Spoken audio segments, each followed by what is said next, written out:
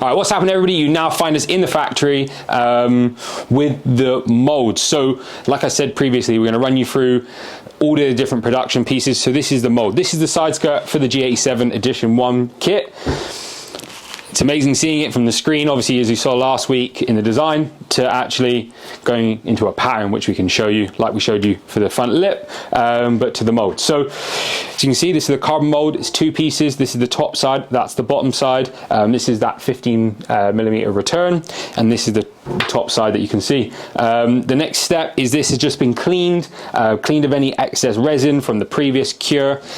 You then get the carbon. This is the aesthetic kind of carbon that goes on the top side. Oliver, what's the grammage? 200 gram, and this is the same weave pattern as like OEM would use, for example, so it matches perfectly. So if you have some OEM carbon, you can match it up nicely with the M8C kit. This has been just cut out. It's actually quite easy because it's such a flat side skirt, and obviously we rush straight into, normally we'd make a nice pattern design, cut it all out perfectly, then it just sits in, but this time we're just going to do it like this because we're against time now. But let's have a little look at the man himself getting onto it and laying up the carbon.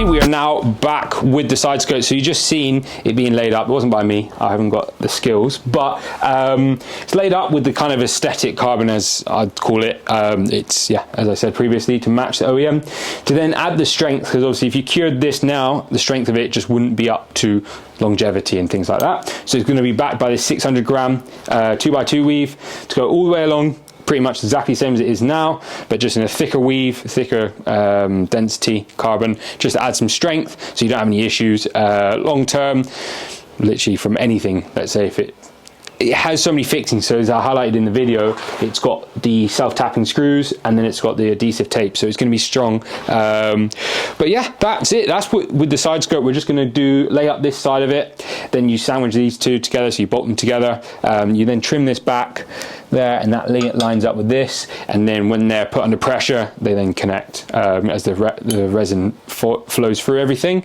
and that's it. So that I just wanted to highlight was the side skirt mold, now kind of laid up one side on there as well, you can see, Dylan. And now let's go on to the front splitter pattern. So now we're going to show you kind of the difference in materials that's used for the mold to create a mold from a pattern. So the only thing to highlight quickly, this is now going to go, it's going to be bagged up in two different bags, which you can see there if you go, Dylan. Is this correct? This one? Which one? This is release film. Release film bag. This is the bag to go around. This is the release film, and then do you put this between? That breather sits on top of the release film. So yeah, obviously you can see as it's in this state, we're going to bolt it together. You then put the release film in, then put the breather, and then the bag on last, and then put it under pressure, get it all sucked tightly. Then it goes into the autoclave under pressure and temperature. This the carbon or the resin then solidifies, and then it under the pressure evenly spreads, gives a nice top finish on the underside, and then it's a hard product, and it goes from a little soft cloth to a hard product. But this is called pre-preg, so it's already infused with resin. So yeah, that's that. Let's now show you how to make a mold. Again, all right, it is mold time. So we are creating the Edition 1 G87 splitter mold. First of all, again, it is just mind-boggling and just beautiful for everybody just to see this in person. Obviously, actually Dylan behind the camera can't really tell the design.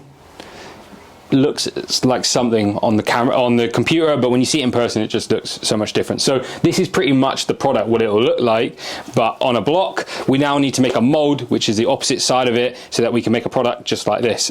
So this pattern's just been machined up by some lovely company local to here over in Silverstone, and then it's now been prepped by the boys at the factory. So we've got a kind of sealant to go all the way over to make it nice and glossy, and then a release agent to make sure the mold releases off really nicely. We then have some little fixings and fixtures to then put it all together and make sure it's really nice, because there's another side of this to do the underside to make two sides of the mold. And yeah, that's pretty much it. As you can see, the splitter is looking great. You know, you've got all the different fixings that we've got. So we've got some OEM ones. We've also got the self-tapping along the top, which is going to be really cool. And then we'll go along with the 3M.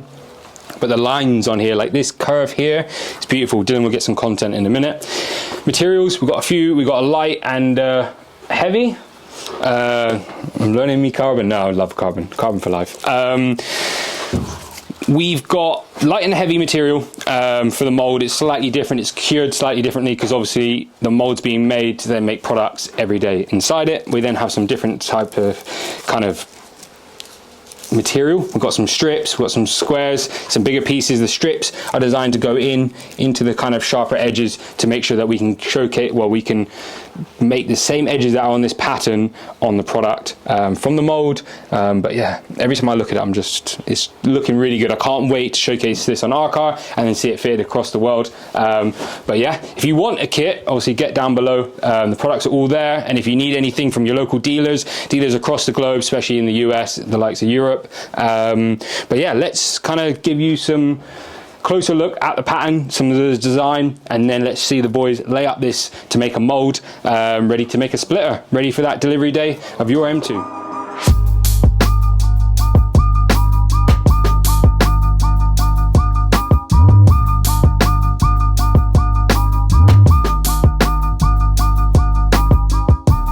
All right, everybody, we're about, I'd say 1/40 of the way through the production of this mold, but as you can see this kind of smaller sections. I just wanted to highlight, and then I'm going to let the boys crack on and get out of their way because we've got deadlines to hit, we've got products to make. But you can see here the smaller strips, the way that they're laid, they're pushed in, they're really highlighting the details, and you can just see, I think Dylan, what I want to show is just beforehand some of the key details. So you've got the SP1 detail here, which you saw, which then flows into the duct.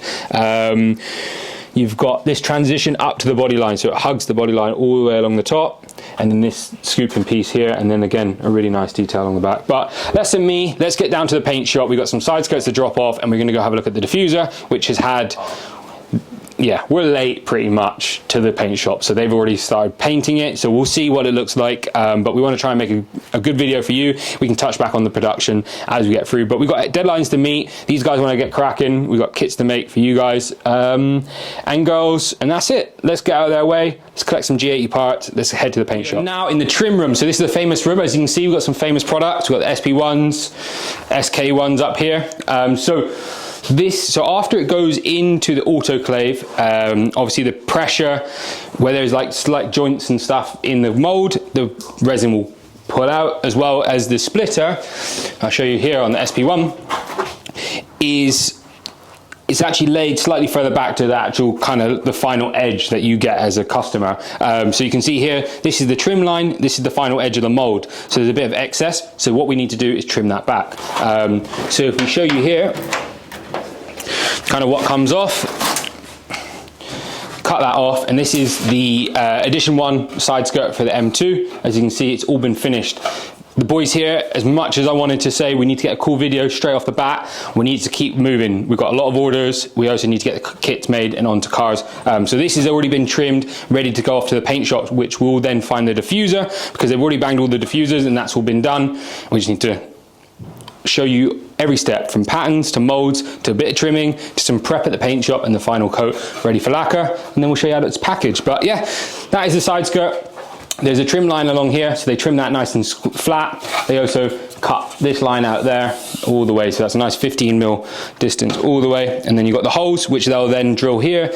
Well, they'll drill them here, or they already drilled, you just drill them. So you drill them here, make sure it's nice, all the dimensions are the same, check them, and then this will then be prepped, ready to go to paint. But yeah, there you go, Edition 1 side skirt for the G87, ready to go to the paint.